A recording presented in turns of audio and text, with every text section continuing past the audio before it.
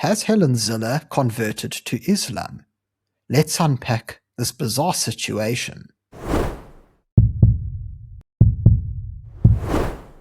So those of you who've been active on social media as of late may have noticed something quite peculiar, which is that Helen Zille has been spotted wearing a Muslim hijab while attending a certain event.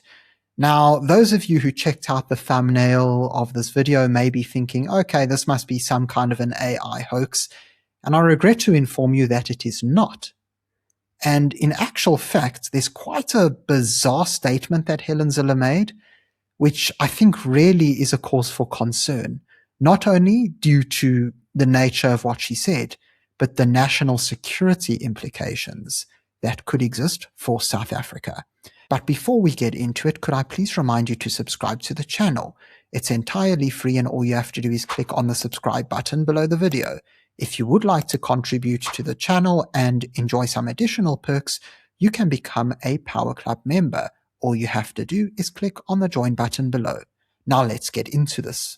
So the perplexing imagery that we saw isn't actually Helen Zille converting to Islam or anything that drastic, but rather her appearance at the iftar dinner at the mosque in Midrand, which also happens to be the largest mosque in the Southern Hemisphere. And while she attended this event, this is something that she had to say. Extraordinarily important for us to have events like this. This is a very important time of reflection, of self-discipline, of sacrifice in the Muslim community, and one which all faiths can learn from in terms of the extent of generosity of spirit. And this evening actually reflects that.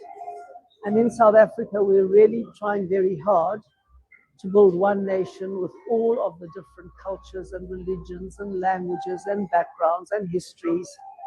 And it is extraordinarily important to take hands on important days of different cultural communities and learn to respect and to benefit from them. So something that immediately concerned me is how she explained that the Islamic faith has the sort of discipline that other faiths should learn from. And so really the Muslims are the example we should follow. Now this is a highly disturbing thing to say, because unfortunately in South Africa, this simply is a destructive narrative. Why do I say that? Well, many people will know that there are many good Muslims throughout the world and many decent communities. And I really wish that South Africa had those people from decent countries like the UAE, Bahrain, Azerbaijan, Albania, Muslim countries that are really focused on improving the lives of their people, building for future generations, and actually tolerating other people, whether they be Christian, Jewish, or another faith. And in fact, establishing decent, warm ties with Israel and the West in the pursuit of a better future. But unfortunately, in South Africa, this just isn't the narrative that we see. What we rather see is the extremist, violent narrative of the likes of Naledi Pandor, Ibrahim Rasool, and of course, Imtiaz Suleiman of Gift of the Givers, who seem intent on spewing hate and division. And unfortunately, yes, I understand that many people will say, oh, there are many good Muslims. And of course there are. But they are absolutely dead silent. They do nothing to condemn the extremists. They do nothing to condemn the violent rhetoric when they call for the deaths of Israelis, of Americans, of people who are different to them. And unfortunately, I have to show you something else, which is the true reflection of how radical Islam has truly overtaken the narrative in South Africa. Just a few days ago, we had the Al-Quds parade, which took place in Cape Town. Now, I want you to take a look at this photo. Of course, it's very clear that these are people who support the Iranian regime and its terror proxies. They are the ones who've decided to put jail uniforms on mannequins which represent Donald Trump and Benjamin Netanyahu. But on top of that, they have small children walking alongside the display with guns. How on earth is this acceptable in a modern civil society? That you have children who are being given weapons, whether they be real or not, and being taught that this kind of violent rhetoric is okay. Yes, I understand that many people get passionate, but leave children out of it. Of course, those of you who saw my video on extremism a few days ago will know that soon after the supreme leader of Iran, Ali Khamenei, was eliminated, there was a memorial service held for him in Johannesburg, and it was actually broadcast live by Newsroom Africa. Now, what is particularly horrific is that during the broadcast, the speaker, as well as those in attendance, stood up with their fists in the air and screamed, "Death to America, death to Israel, death to England, and death to France." For those of you who do want to watch the video, you're more than welcome to find my video on the channel, and you can see the full recording there.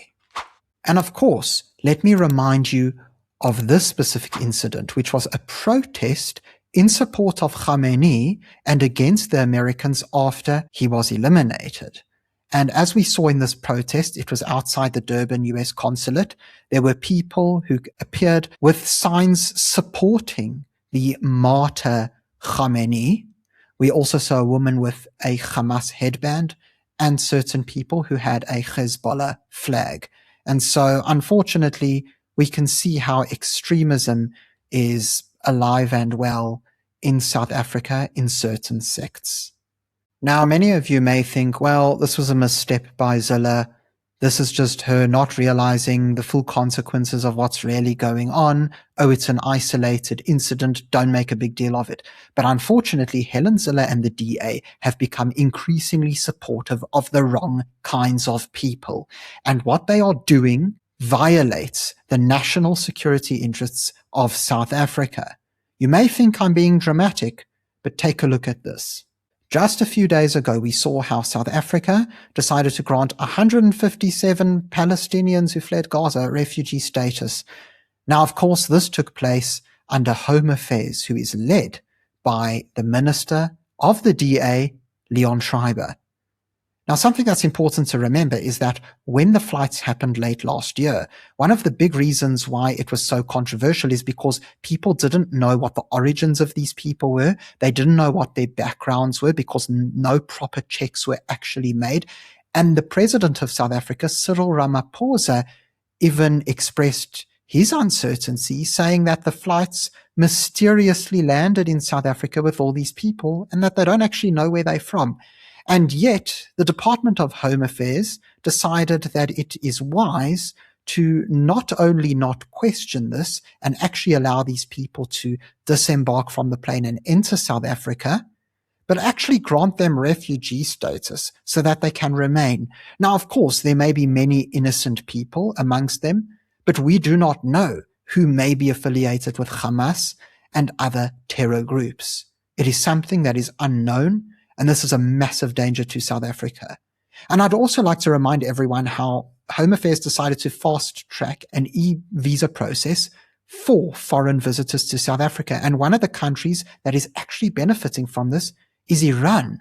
And so they are literally making it easier for Iranians to come to South Africa.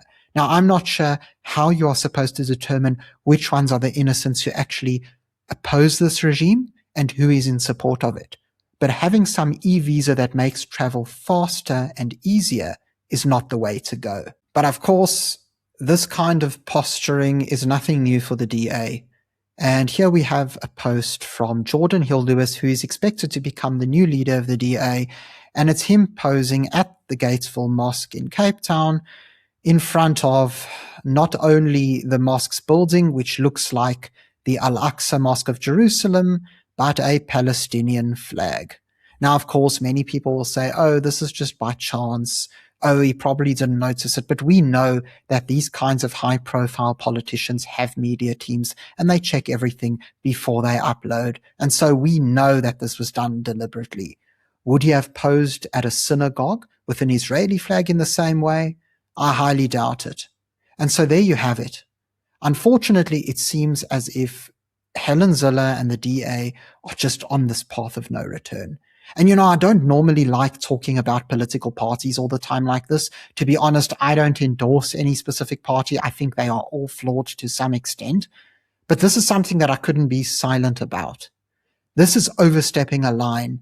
And while many people are still going to hop on the DA bandwagon and say, yes, but they fill the potholes and they're good at governing and doing all those little things, it's time for us to actually prioritize what is important.